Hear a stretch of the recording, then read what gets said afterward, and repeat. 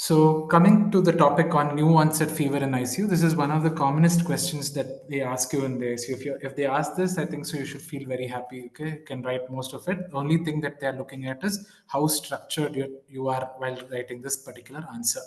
Coming to definitions, fever, we all know core body temperature of usually more than or equal to 3.8 degrees Celsius, as defined by the IDSA or the Society of Critical Care Medicine, is defined as fever. Okay, usually up to 50% of fever in the ICU are non-infectious. Okay, that is again by O'Grady et al., which was given way back in 2008. Probably this ratio would have changed in the current scenario.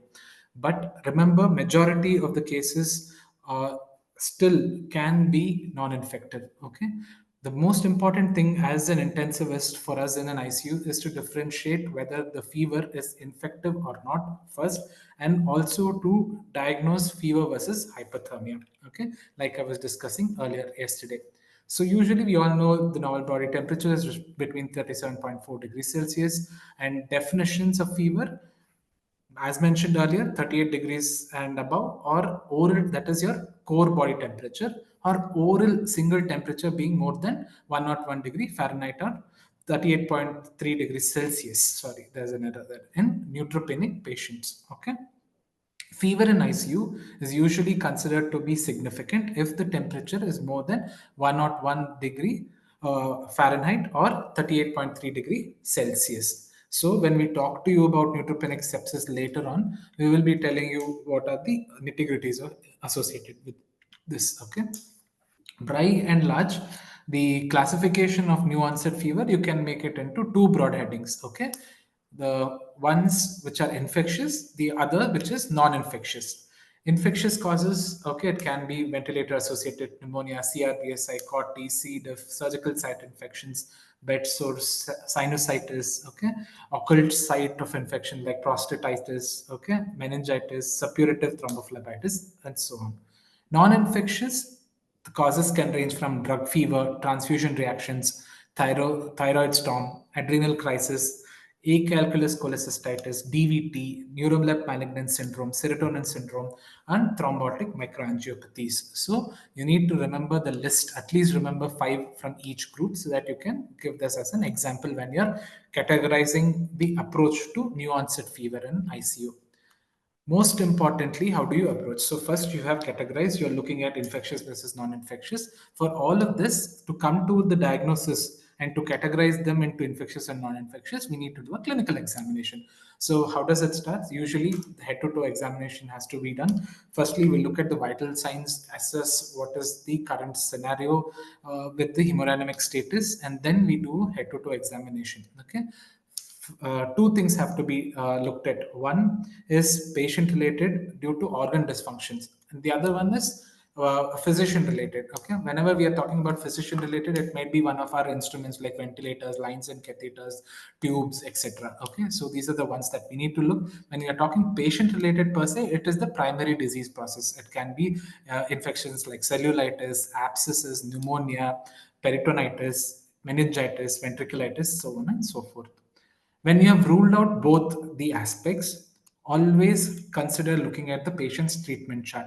Rule out a drug fever, a rash caused by a drug, thrombophlebitis because of an old line, presence or absence of DVT because of immobilization, transfusion reactions. So, if you go through the treatment charts and then you can correlate that particular timeline, you will be able to narrow down the possibility of infectious versus non infectious cause of fever in ICU. What is the role of POCUS in new onset fever in ICU? So you have a lot of differential diagnosis at hand. You have done your clinical examination. How can you come to a definitive diagnosis? So that will be usually based on you using your adjunctive tools. So what are the adjunctive tools that you have? One is your POCUS. It has become our friend, like the STETH has been already replaced by POCUS, right? So what do we do? The best advantage of POCUS is it's a rapid bedside tool, which is non-invasive. It can help in repeated examination, and majorly it avoids transporting the patient, especially when they are very unstable. Lung ultrasound, you can rule out pneumonia, VAP, especially presence of effusion and empyema. Okay, so the sensitivity we all know is much better than a chest X-ray. cardiac examination, even though transesophageal echo is superior to detect vegetations for endocarditis, you can always use this as a screening tool. That is your transthoracic echo. Rule out tamponade, pericardial effusion. Okay, all of this. Along with this, you can also do your ultrasound of the abdomen and pelvis to rule out possibility of pyelonephritis, liver abscess, cholecystitis. Okay, so all of this will help you narrow down towards a possibility of one infection. So if you see, I've started from head to toe. I've covered lung, cardia, abdomen. Then I'm going at vascular lesions. Okay, so vascular lesions, the first and foremost thing that we need to rule out is a non-infective cause of fever. That is your deep venous thrombosis. Okay, so do your compression ultrasound. Four-point ultrasound is what we are usually supposed to do. Okay, then you can also ask in for an official DVT scan from the radiologist. After having done all of that, look at your lines and devices. If at all this patient has a recent device insertion, look at that site, whether there is some sort of skin excoriation, erythema, etc., or any pus discharge. If you put a CVC, ICD, etc., look whether there are leakages around it. Okay, they can be the harbinger for infection at that particular site. Okay, all of this have to be evaluated as a possibility for new onset sepsis in the ICU. The only limitation for POCUS is in places where their infections are obscure or they are hiding. Okay, usually places like prostate, it's really difficult to pick up on, especially for non-trainers like us. Okay, and the other big issue is neuroinfections. So these two is one of the drawbacks for POCUS. Okay, and then again, there's a lot of inter-observer variability when we are using POCUS as well. So if you have good training and if you have seen it quite often, the probability of picking up changes would be higher. So this is the role of POCUS in new onset fever. Okay, coming to investigations, routinely, if there is any new onset fever, just rule out whether it is infective and non-infective. And when you are not able to find out, probably might have to start with your complete hemogram. You have to repeat your cultures. Okay, check, get an X-ray, look at what is the requirement of FiO2. Okay, whether the saturation has changed, all of this. Okay, because as of now, even in new onset fever, IDSA suggests that before you change the antibiotics or start any new antibiotic, always obtain a culture and then go ahead and change the antibiotics. Okay, so like the previous speaker, they were talking to you about cultures, right? Especially in CLABSI, COTI, etc. Whenever you're thinking of line-related sepsis, probably send the culture tip as it was mentioned earlier. But you should always be worried. Was the most important thing is whether it is a colonizer or a pathogen. So you have to analyze it very appropriately. Look for differential time to positivity, so on and so forth. Okay, if at all you have found out a site of sepsis, okay, the first thing that we need to do is treatment directed towards source control. Okay, whether it is abdomen, CNS, or skin and soft tissue.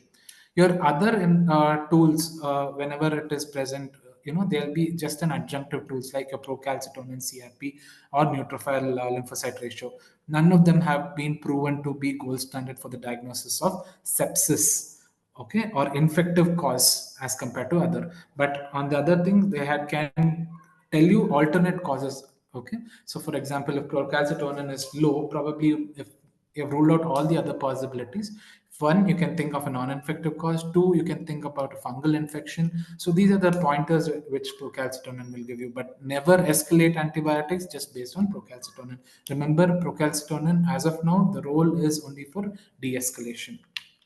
Coming to mnemonic to remember, the infection sources in the ICU. It's, you can remember from head to toe. That is more than enough. But remember just the five winds with ICU specific causes. Okay, wind, water, five Ws with ICU specific causes. Wind, that is pneumonia. VAP, that is your lung related. UTI, okay, whether it is pyelonephritis new onset or catheter associated urinary tract infection, surgical site sepsis. Okay, usually they will be very notorious, especially in your neurosurgical patients wherein they would have put an EVD and come out. The EVD drain tract site itself would have developed into a new onset sepsis. So you have to think about neurosurgical meningitis, so on and so forth. Okay, so look for other causes. Okay, especially sites which are not routinely thought about. Example, a long-standing nasogastric tube would cause the patient to develop sinusitis. Antibiotic therapy itself would have caused the patient to develop C. diff colitis. New onset devices like probably a pacemaker incision. All of this should give us an doubt that these might be the probable source of new onset sepsis or new onset fever in the ICU. What are the management strategies? Primarily, start with supportive treatment unless you get the diagnosis. Antipyretics, okay, is the pillar of treatment along with source control. Source control is the key, like in any case of sepsis, if it is there, okay. So, if at all it's an abscess, etc., it has to be drained at the earliest. Empirical antibiotic therapy, as I told you earlier, is not routinely indicated. Only if you find that the patient is having hemodynamic instability, there is requirement of increased FiO2, etc. Only after you have ruled out all the alternate causes, and if the patient is immunocompromised, then you can start an antibiotic based on the local antibiogram, especially considering the risk of multi-drug resistant organisms. So earlier on, when we were talking about antimicrobial stewardship, we were talking to you about how to go about escalation, right? So this is what we need to think about. Okay. So if you have a good local antibiogram, you know this patient is in the ICU for a couple of days, you will know what might be the causative organism. So based on that, you can choose your antibiotic. But routinely, otherwise, there is no need to start it. But if you have to start it, it's only because of hemodynamic instability, etc., trace these cultures as early as possible. Okay, reassess the patient within a period of 42 hours, 48 hours to 72 hours, and once you get the cultures, you have to de-escalate. This carries a strong evidence from the SSD guidelines of 2021. After having said the septic causes or the infectious causes, we have to delve into the non-infectious causes. We need to treat them appropriately, especially with anticoagulation strategies for DVT. If it is drug fever, remove the inciting culprit. Okay, and patients with transfusion reactions, etc., it's all short-lived, so they would get corrected on its own. Okay, so just have to give it some time. Treatment, especially when it is related to endocrine issues, we need to sort out what is causing the endocrine issue. Probably it's a drug interaction. So drug interactions have to be checked. If drug interactions are the one which is causing, that have to be addressed. So once you have done all of this, you have to do a reassessment, especially after a 48 to 72 hour period, just to see what is the clinical response to your approach of management. If things are becoming better, then you have identified the source and treated it appropriately. If not, you might have to rethink your strategy and look again towards all causes. Okay, so it is not mandatory that you need to wait for 48 hours for the clinical response. If at all you have started treatment and you do not see any response and the patient starts deteriorating, probably you might have misdiagnosed this patient and you have to look in very closely. Okay, so, in summary, in a new onset fever in an ICU, you should have a structured evaluation. Primarily, stabilize the patient. Okay, so if a patient is spiking fever, treat the fever. Okay, that is a symptomatic treatment. After giving the symptomatic treatment, do a bedside assessment. First, your clinical examination, then your focused examination, head to toe. Use your adjunctive tools like your focus. If you feel that there is a septic probability more than the non-septic probability, probably send in cultures, then start antibiotic based on your AMSP principles, and then get imaging. If you find that things are not appropriate and you're not able to localize, if at all you can and it is feasible, get other imaging like your CT scan or MRI if at all it is required to rule out other infections, especially your CNS infections and deep-seated infections. Okay, so once you have done this, follow the antibiotic stewardship principles, and if at all you have localized a source control should be the primary treatment option. Okay, so this is in general about how to approach a case of new onset fever in the ICU. Okay, thank you. So that this is very straightforward. Anyone can answer this. Okay. The only thing is how you approach it is what matters. Okay. So if you write a systematic approach, you will be able to fill in the blanks. Okay, because you will know this in general. Okay. Coming to the next topic, that is antimicrobial resistance. Okay, so this might be one of the last topics that I'll be covering today. Okay, the rest of the things I will be giving a class tomorrow. Okay, if possible, I'll update it on the group. Coming to antimicrobial resistance, so this is one thing that most of us are worried about, and questions can be asked. Okay, last year there was one question on persister cells, if I'm not wrong. Okay, so if you've understood your antimicrobial resistance, then you'll be able to answer it.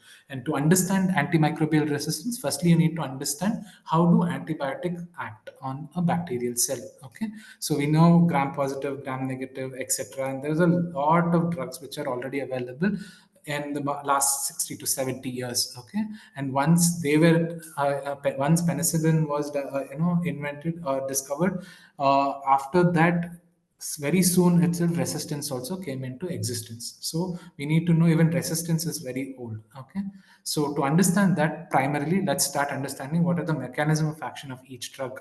So we know there are cell wall inhibitors like penicillins, vancomycin, cefamycin, cephalosporins, mRNA synthesis inhibitors like rifampicin, metabolic pathway inhibitors like your trimethoprim sulfamethoxazole or your Septran, your protein synthesis inhibitors, especially which act on the ribosomes. The 30S subunit acted upon by aminoglycosides and tetracycline, that is at 30. And the other 50S subunits, it's acted upon by lincosamines, chloramphenicol, and macrolides. The cell membrane inhibitors are colistin, polymyxins, and daptomycin. Okay, DNA topoisomerase inhibitors, again, you have your quinolones, your DNA gyrase 4 or topoisomerase 4.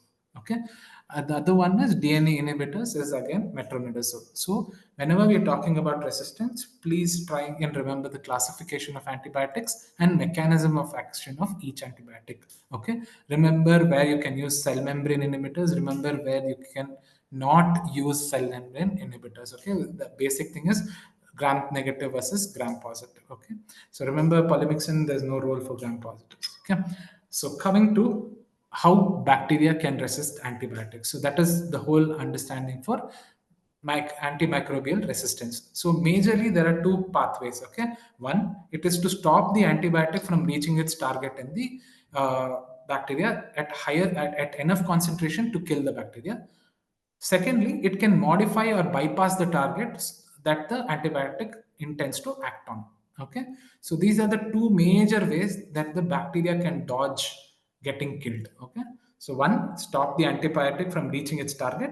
Secondly, it will modify or bypass the target. Okay, so these are the two major ways how bacterial resistance can happen. Okay, this is the simplest way to understand it, but how does it do it is what we will be looking into. Okay, so when do we call an organism as a resistant strain? A bacterial isolate is considered to be non-susceptible or resistant or intermediate to one of the agents based on clinical breakpoints. Okay, so clinical breakpoint is a test which will help us understand which particular concentration of the antibiotic has had a area of clearance on the disc. Okay, so this is a microbiological terminology, that is your clinical breakpoint, and it will usually be given to us by two major societies. Okay, what we all follow is the UCAST or the CLSI guidelines. So based on this clinical breakpoint, we can categorize an organism's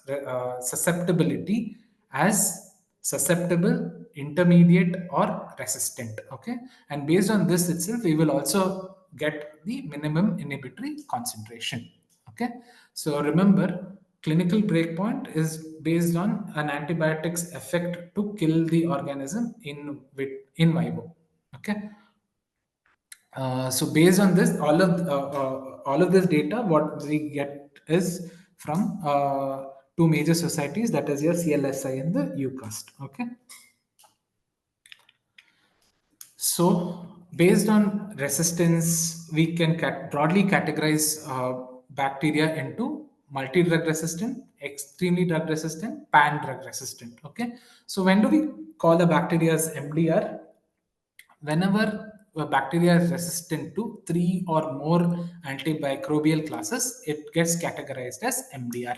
Okay, we call it as XDR bacteria when the bacterial isolate remains susceptible to only one or two categories. Okay, so when we talk about MDR, you should have three or more antibiotic classes which are resistant. In XDR, it is susceptible to one or less. Okay, so this is about MDR and XDR, and PDR is very straightforward. we do not have any agents which has tested to be susceptible to that particular organism. So this is by and large about MDR, XDR, and PDR. So coming to types of resistance, majorly you can remember it as natural resistance or acquired resistance. Natural resistance is innate resistance or mediated or induced type of a resistance. And acquired resistance is by one of these mechanisms, either by translation, conjugation, transposition, or mutation of chromosomal DNA. Okay, there are other mechanisms which can be acquired as well, but these are few that you can remember. It's natural or acquired. Natural, you have innate and mediated or induced. In acquired, you have translation, conjugation, transposition, and mutation of chromosomal DNA. So how does it happen? Okay, so initially I told you either it will prevent or it will modify things, right? So how can it prevent or modify? It is by these, four major ways. Okay, so how does it do? It can limit the uptake of the drug itself. It can spit out the drug, that is called as drug efflux, or it can deactivate the drug, that is your drug inactivation, or it can mutate and change the target. Okay, so that is called as drug target modification. These are the four ways in which the bacteria can develop resistance. One, remember, efflux pump, it spits out the antibiotic, just remember it like that. Okay, another one is it develops inactivating enzymes. Okay, so drug enters the bacterial cell wall, but then it will be inactivated. In simplest example, remember it as carbapenemases. Okay, then you have target site alterations, especially for your protein synthesis or DNA synthesis. Okay, so such drugs, especially drugs like your chloramphenicol, aminoglycosides, tetracyclines, okay, and fluoroquinolones, all of this will have target site modifications. That is how they develop drug resistance. And primarily, the bacteria can have inherent activity to prevent the drug from entering the cell itself. Okay, so it causes decreased uptake. Okay, so these are the ways that you can develop antibiotic resistance: drug limitation of uptake, drug efflux, drug target site modification, and drug inactivation. So, coming to genetic basis of antimicrobial resistance, there are two ways. We have gene mutation and acquisition of foreign DNA by horizontal gene transfer. Okay, so these are the two ways in which a bacteria can develop mutations or genetic basis or antimicrobial resistance. If someone asks you this, these are the two ways that we need to understand. So, before understanding genetic basis, let us understand what are the ways that we need to classify these things. Okay, firstly we talked about natural and acquired, correct?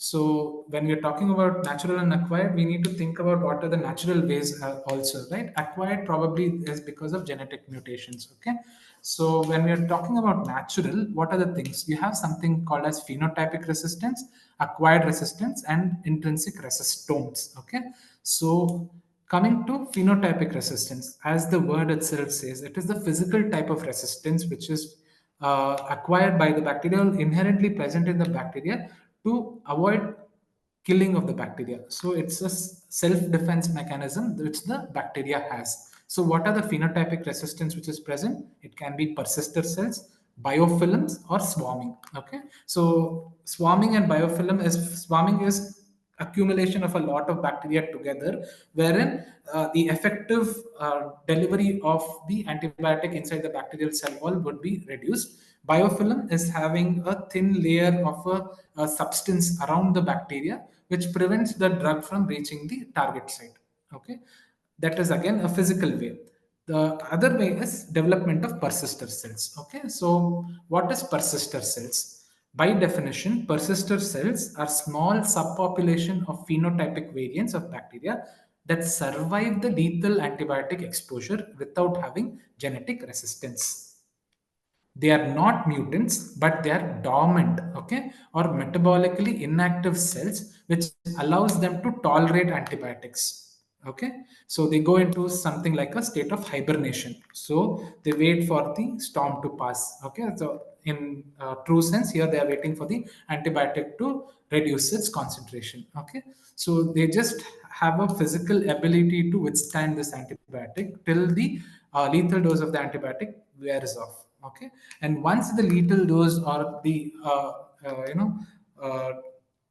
therapeutic dose of the antibiotic comes down, then this bacteria can regrow and repopulate. Okay, so these are physical cells which are present in the bacterial cell wall. Okay, so these help to prevent the delivery of the drug into the bacterial cell wall. One, they put the cell into a state of hibernation. They withstand the antibiotic exposure.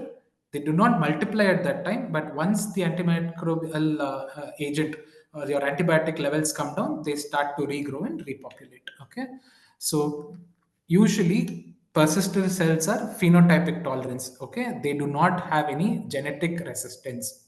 Remember, this is not something that will be passed on from one cell to the other. Okay, it is only for that particular group of bacteria. Okay, so usually the presence of these will be very low, thankfully. Okay, and usually the only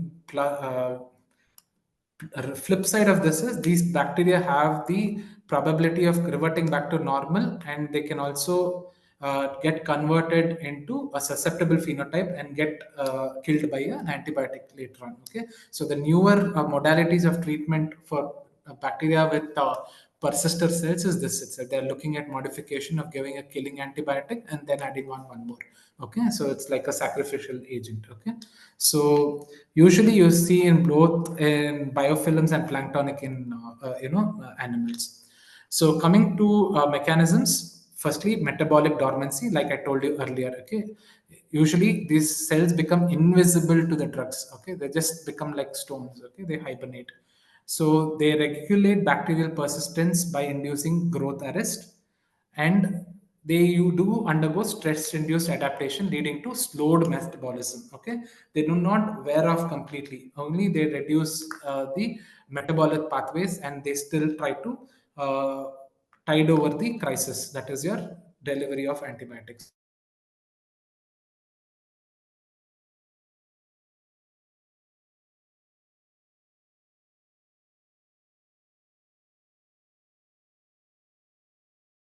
What are the group of organisms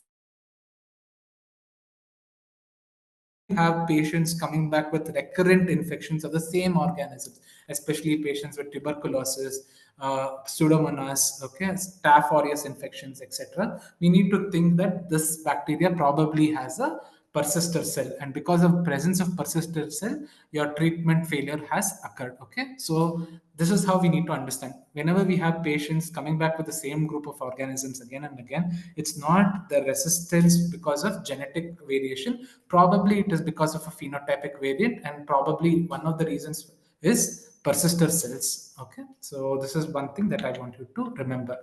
So categorizing between persistent cells and resistant cells. Okay, so in persistent cells, they are non-heritable. Okay, they are phenotypic. They tolerate antibiotics temporarily, but over a period of time, they can get susceptible. They survive, but they do not replicate under drug pressure. They revert back to normal after the removal of drug. In resistant cells, they do have genetic mutation and they can get acquired. Okay, usually it can be transmitted from mother to daughter cells. Okay, they grow despite antibiotics, they replicate under drug pressure, and these are really difficult to treat organisms. Okay, so this is the major difference between persistent cells and resistant cells. Coming to the genetic aspect right now. So we finished about the phenotypic aspect. Now we are going to the genetic aspect. Okay. So coming to genetic basis of antimicrobial resistance, the first thing is chromosomal gene mutations. So there are three different genes which are encoding. Okay. So one genes for the target of the antibiotic, two genes for the transporter, three genes for the regulators. Okay, so remember target, transporter, and regulators. So these are the three areas where gene mutations can change and make the bacteria develop antimicrobial resistance. So whenever the chromosome helps the bacteria develop such chromosomal mutations, it can be transferred from one bacteria to the other bacteria of the same generation. So that is called as horizontal gene transfer. Okay, so if at all a daughter cell has acquired this, it will give it to its sister cells. Okay, so this is about chromosomal gene mutations in antimicrobial resistance. So gene mutations can be intrinsic, it can be acquired, or it can be adapted. Okay, coming to intrinsic resistance. Okay, so intrinsic, when we talked about here, we were talking about gene mutations.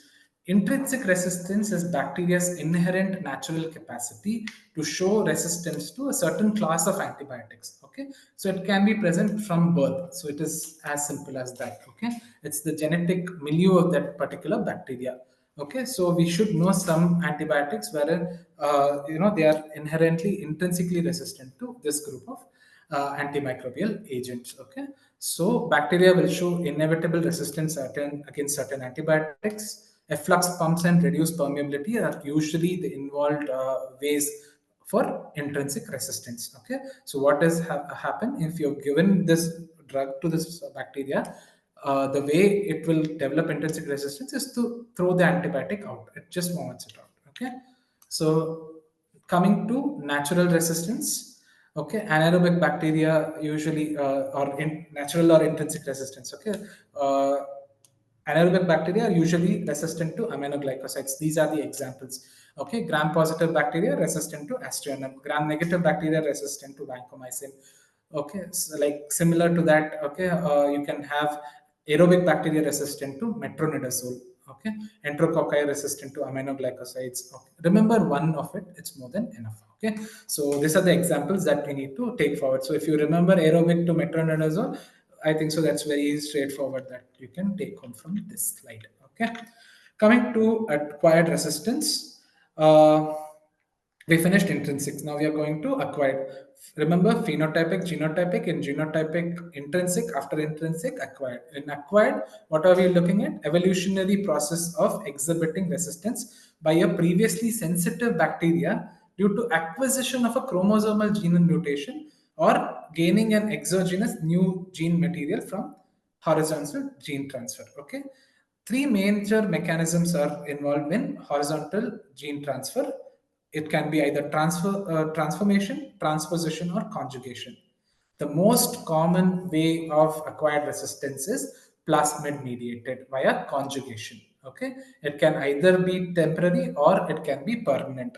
So, if you have to give an example for acquired resistance, you can use the escape group of organisms. Okay, so this is for acquired resistance. So, remember, I told you about sister cells, daughter cells, etc., horizontal gene transfer, all of this, right?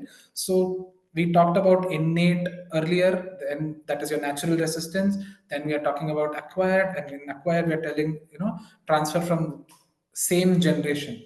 So, whenever there is transmission of resistance from the mother to daughter, it is called as vertical transmission. Okay, so usually, how is it done? It is either by bacterial DNA, cell wall, or plasmid. Okay, so this is usually vertical transmission.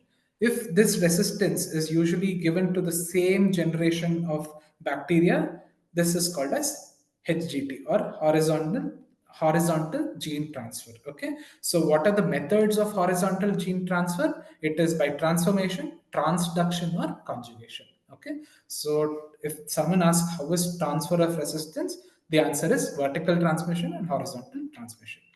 So, how does horizontal transmission happen? There are three ways. Horizontal transmission can happen by conjugation, wherein two bacteria can pair up. Okay, so here, if you can see the image below, conjugation, you see two bacteria combining. Okay, that is how conjugation happens, and then there will be transmission or delivery of the resistant gene to the other bacteria. In transduction, it is usually done by bacteriophages. Okay, there are viruses which eat the bacteria, right? So that is the virus which acts on the bacteria, and then this virus in turn delivers the uh, mutated gene, which helps the bacteria develop resistance.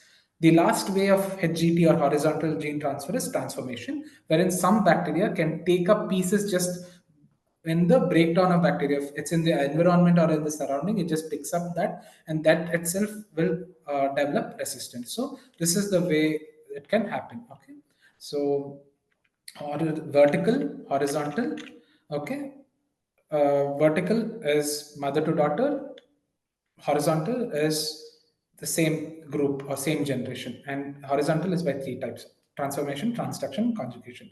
Transform is just by having two bacteria. Transduction is by bacteriophage, okay, and transformation is taking up pieces of DNA. And the last way is integrons. Okay, in integrons they have open reading frames. Okay, these are newer ways of developing bacterial resistance. Okay, of lately a lot of research, and whenever you read about newer antibiotics, they are focused on these resistant mechanisms, that is ORF, especially in the MGC, that is your mobile gene cassettes. Okay, coming to the next part of it, you talked about innate resistance, and then we talked about acquired. Now we are talking about adaptive. Okay, so after acquired, we talk about adaptive resistance. What is adaptive? Earlier, we spoke about phenotypic resistance. That can also be a type of an adaptive resistance. Okay, again, here in adaptive phenotype, it is a phenotype wherein it develops resistance to a group of antimicrobial class, both in sub-inhibitory concentrations as well as therapeutic concentrations. Okay, it is one of the examples for persister cells, biofilms, etc. Okay, so coming to mechanism of resistance, uh, it, which is classified based on the bacteria. So by and large, whenever we look at AMR, we look at gram-negative sepsis, gram-positive sepsis, and gram-negative sepsis. You know, it's a little difficult to treat as compared to gram-positive sepsis, but they also have the similar issues. So, what are the ways of resistance in gram-negative sepsis? It can be decreased antibiotic entry due to porin channels, increased efflux pump, alteration of target site, and degradation of enzymes in gram negative. Okay, so whatever I spoke to you earlier about all the 4 to 5 types, you can just think about it and write in gram negative. In gram positive, majorly the way of resistance is enzymatic degradation and targeting antibiotic site. Okay, so these are the ways where the resistance can develop. What is the major difference between a gram negative organism and a gram positive organism? It's the structure of the bacteria, especially the cell wall. Okay, so what you can see here is the presence of outer membrane, which is present in a gram negative cell wall, which is absent in a gram positive cell wall. On the same side, the peptidoglycan layer is very large in gram positive bacteria, and it is very small in a gram negative bacteria. Along with this, there is something called as the periplasmic space, which is present in both the bacteria, but more so the clinical implications are present in gram negative bacteria. So why does it matter? Because most of these mechanisms develop based on the type of bacteria. Okay, so modification of antibiotic molecule, it can be how is it done? It can be either chemical, that is structural changes in the molecule itself, or destruction of the antibiotic molecule, which can be catalyzed by specific bacterial enzymes. Okay, so when we are talking about enzymatic degradation, okay, so how does it happen?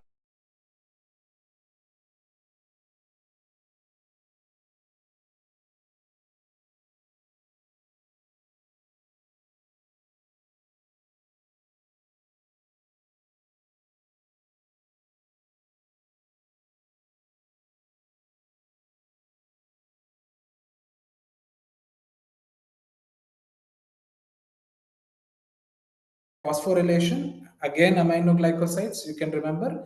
Phosphotransferases are the enzymes which are involved, and example here is gram positive bacteria, that is your staph aureus.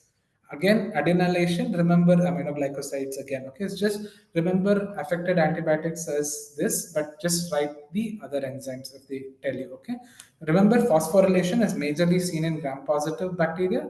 Adenylation and acetylation is seen in gram negative bacteria. Okay, so if you remember these, it's more than enough. Just for simplicity wise, remember one antibiotic, so because in the long run you'll not be able to recall. Okay, so enzymatic degradation, classification is hydrolases, transferases, or redox enzymes. Okay, so this is the broad classification, and most of the things what we looking at, like your beta lactamases, cephalosporinases, carbapinase all fall under the category of hydrolases. There are still a lot of other ways of enzymatic degradation which we don't usually look into, but they're always present. Okay, so that is where all this acetylation, phosphorylation, adenylation comes into picture. Coming to beta lactamases per se, so we all have to remember this. Take it from me that this is something that you need to read and remember. Okay, if you remember majority of what I said earlier or not, it doesn't matter. But this is one question they have been asking time and again. So remember, what is beta lactamases? Beta lactamase, firstly, it is a type of a hydrolase. It causes enzymatic degradation. And how do we classify them? Use the Ambler's classification. How are they classified? Ambler's class A, B, C, and D. Ambler's class A has penicillinases. What are the other categories which are present? That is Temanara, SHV, CTXM, KPC. Okay, all of them fall under Ambler's A. The organisms, you can broadly categorize them as ESBL group of organism or KPC for Klebsiella pneumonia, etc. Okay, and Ambler's B, remember your New Delhi metalloproteinase. Other ones you can remember is Verona intermedia and imipenemase. That is a IMP. Okay, Ambler's classly, you have your AMC organism. Remember your space group of organisms. Okay, that is your example there. In Ambler's class B, any gram-negative MDR organism you can write. Ambler's class D, again, it is oxacillinases, majorly OXA 48 and 23. If you're at all, you have to give, you can write about MDR crab organisms. Most of the times they have OXA 48. Okay, so this is majorly about Ambler's classification. Okay, so other way to remember is whether there are serine or metallo beta lactamases. Serine beta lactamases are A, D, and C. Metallo beta lactamases is class B, that is your New Delhi metalloproteinase. What is the metal present there? It is zinc. Okay, so this is usually what they ask you. Okay, one is to write it in alphabetical order as A, B, C, D. Other one is to tell about metalloproteinases and non-metalloproteinases, non-metallo beta lactamase. Coming to spice group of organisms of space, I told you they fall under Ambler's class C. Okay, so they produce AMC, which is inducible. Okay, so if one bacteria gets this, the subsequent group of organisms also can develop this. So that is because it causes inducible and non-inducible types of resistance. It can be either chromosomal mediated or plasmid mediated. Okay, so they are intrinsically resistant to chloramphenicol, ampicillin, penicillin, sometimes cephalosporin also. So you probably have to think about using a BLBLI, or probably you have to think about carbapenems. So which are the group of organisms? It is space group of organisms. That is your Serratia, Pseudomonas, Acinetobacter, and Providentia, Citrobacter, and Enterobacter. So usually when your culture sensitivity report comes and they tell you this, okay, that the patient has Serratia, Pseudomonas, Citrobacter, look at the resistance pattern. If you find that there is intrinsic resistance present and these patients fall under the spice group of organisms, beware that they are AMC producers, and then you have to choose your antibiotic policy. Okay, so after understanding all of this, enzymatic degradation, gene transfer, etc., the next thing that we need to look at is drug penetration and efflux. Okay, so we discussed about the cell wall earlier, right? What happens there? So in gram-negative bacteria, the targets are located in the cytoplasmic membrane, that is the inner membrane. Okay, and usually whenever the antibiotic has to enter the bacteria, it has to penetrate this layer. Okay, and then only it will come inside. So as a defense mechanism, what happens is in the perispasmic space itself, there will be enzymes which are present, which usually deactivate the antibiotic. Okay, so this is one very smart way from the gram-negative bacteria to deactivate the antibiotic. Okay, so the presence of periplasmic space in a gram-negative bacteria usually contains enzymatic machinery, especially beta lactamases, carbapininases, etc., which inactivate the incoming antibiotic. Okay, that is one way of causing decrease penetration of antibiotics. Coming to efflux, okay, efflux can happen using efflux pump or pore-in channels. Okay, so pore-in channels are transmembrane proteins. Usually, they allow selective movement of molecules in and out of the cell. Molecules with a weight of more than 6,600 daltons cannot usually pass. Okay, that is one of the reasons why vancomycin and daptomycin cannot penetrate. Okay, so what are the types of pore channels that we are seeing? So it can be specific, especially to a particular bacteria. That is your OMPD. Remember that one. Okay. Non-specific, usually seen in all gram-negative bacteria. Okay. So it is your OMPA, OMPF, and OMPC. Okay. And next, I told you about periplasmic space, right? So there is something called as antibiotic trapping. What is antibiotic trapping? It is a phenomenon wherein porin expression is low and beta lactamase expression is high, so that a carbapenem which enters the bacteria is trapped in the periplasmic space, and this is getting hydrolyzed by the beta lactamase. Okay, so there can be one particular type of beta lactamase, probably an imipenemase. Okay, so if that is present, then you'll have IRMS type of resistance, that is imipenem resistant, meropenem sensitive. Usually it is seen in Pseudomonas. Usually IRMS happens because of mutation in the porin channel, that is your OMPD, which is specific for imipenem. It is chromosomally located and it cannot be transferred horizontally. Okay. Coming to efflux pump, they usually produce complex bacterial machineries which help to remove the absorbed antibiotic out of the bacterial cell. So what happens is bacteria cell will be exposed to an antibiotic enters the bacteria, but this efflux pump will remove it out, okay, by spitting out. Just remember it like it spits it out, okay.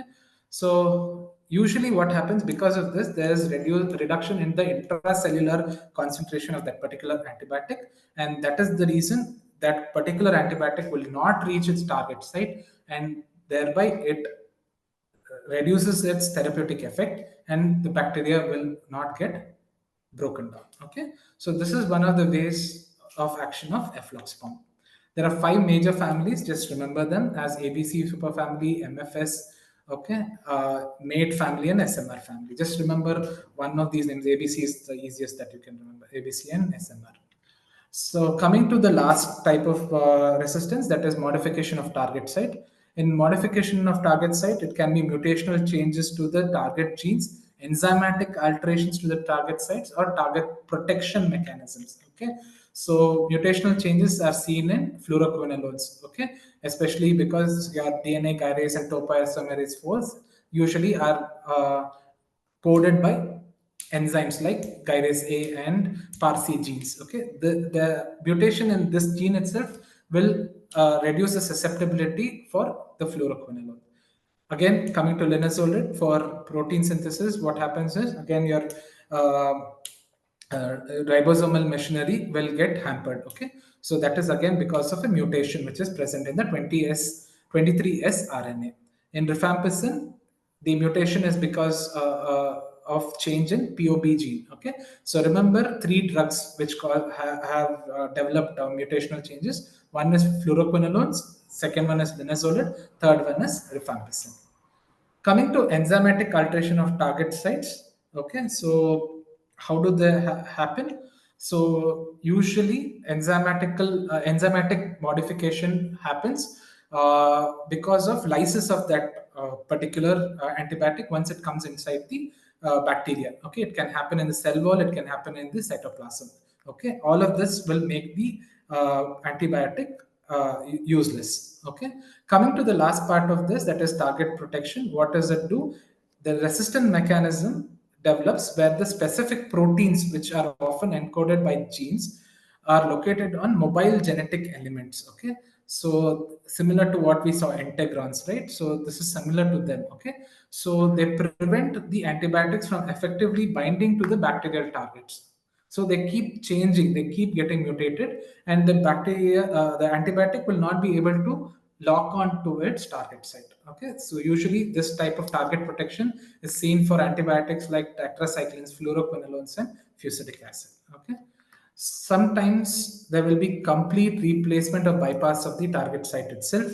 So where do we see the complete bypass or this thing? Usually seen in MRSAs. Okay, so methicillin resistant Staph aureus, especially the DHFR, that is the dihydrofolate reductase variant, especially develops trimethoprim resistance. Okay, in such MRSA patients, they develop total resistance, wherein they alter the target site itself. Okay, coming to the summary of all antimicrobial resistance. Broadly, remember it is classified into gram negative and gram positive sites. Okay, if you remember the first slide wherein it showed about prevention of drug reaching the target site, efflux pump, change in targets, or hydrolysis of enzymes, that is more than enough. Along with its right about horizontal transfer and vertical transfer. Remember, horizontal transfer, it has three ways. Okay, vertical transfer, usually it is chromosomal plasmid mediated. Horizontal transfer usually depends on transduction, transformation, integrons. Okay, and transformation. So this is broadly where you can write. And if they ask about individual things, you write few examples for porin channels, few examples for enzymatic degradation. Okay, few examples for target site modification. Okay, so by and large, remember in gram negative bacteria, by modifying enzyme, the resistance is seen for aminoglycosides. Porin for carbapenemase, remember that is the easiest. Efflux pumps, remember fluoroquinolones, macrolides, or tetracyclines. Target site modification, remember it is polymyxins. In gram positive, target site modification, vancomycin. Okay, remember what I told you earlier, right? The size itself is very high. Okay, so large, so it doesn't allow the vancomycin molecule to enter itself. Enzymatic degradation is your penicillinases, carbapenemases, etc. So again, remember your Ambler's classification. That is one question they can ask. In gram-positive, mutation of target site is seen for penicillins, fluoroquinolones, and rifampicin. Okay, so this is about antimicrobial resistance in general. Okay, I hope it is clear. If there's any doubt you have, please reach out to me. Okay, thank you.